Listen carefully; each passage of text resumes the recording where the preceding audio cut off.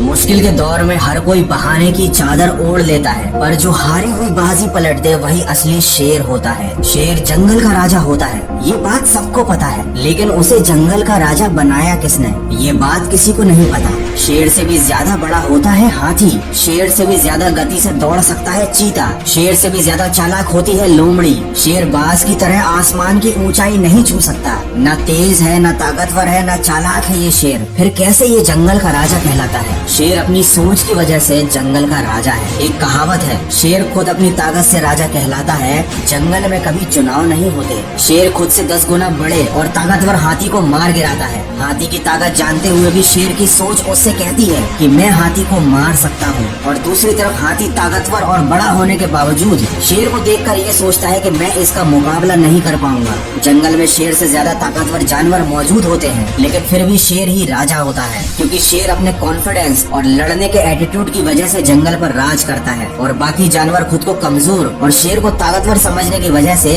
शेर से नहीं जीत पाते। याद रखना, अगर आप में काम को लेकर ऐसा एटीट्यूड और कॉन्फिडेंस है कि मैं इस काम को कर ही लूंगा, तो आपको दुनिया की कोई भी ताकत जीतने से नहीं रोक सकती। अगर शेर की तरह जीना है तो सबसे पहले उसकी तरह निडर बनना सीखो। याद रखना, बलि हमेशा बकरे की दी जाती है, शेर की नहीं। वो जंगल का राजा इसलिए है क्योंकि वह मानता है, उसके मानने के कारण ही वो जंगल का राजा बना हुआ है। वो अंदर से इस बात को महसूस करता है, जिस दिन वह खुद को राजा मानना बंद कर देगा, उस दिन वो जंगल का राजा नहीं रहेगा। हमारे जीवन में भी सुबह उठने से लेकर रात को सोने तक पूरे दिन हमारा खुद पर यकीन ही हमारे दिन को संचालित करता है। हम परिस्थितियों के सामने हार न मानकर उनसे लड़ते हैं, या उनके खिलाफ हार मानकर चुपचाप समर्पण कर देते हैं। ये इस बात पर निर्भर करता है कि हम खुद पर कितना यकीन करते हैं। जिन लोगों को अपने आप पर अटूट विश्वास होता है, वो विपरीत परिस्थितियों में 2-4 कदम पीछे जाने से नहीं हिचकते। वे कदम पीछे हटाने में जरा भी नहीं घबराते, क्योंकि वो जानते हैं कि परिस्थितियों के अनुकूल होते ही वो बहुत तेजी से आगे बढ़ेंगे।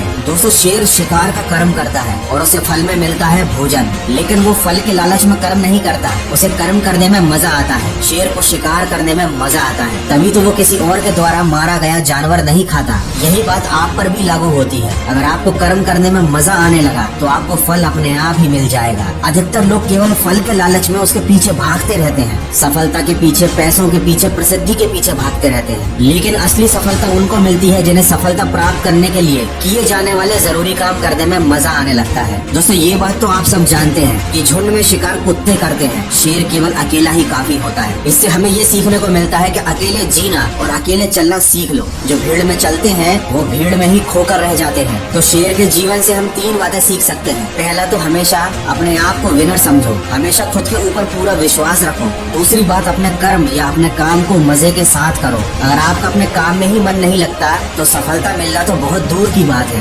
गीता में भी कहा गया है, कर्म करो, फल की आशा मत रखो। और तीसरी बात, अपनी सफलता की राह पर अकेले चलना सीख लो, किसी के सहारे की उम्मीद मत करो। किसी ने क्या खूब कहा है, जीता तो सिर्फ शेर है, बाकी सब मिट्टी के ढेर है। नहीं हुई अभी देर है, तू भी अंदर से एक शेर है।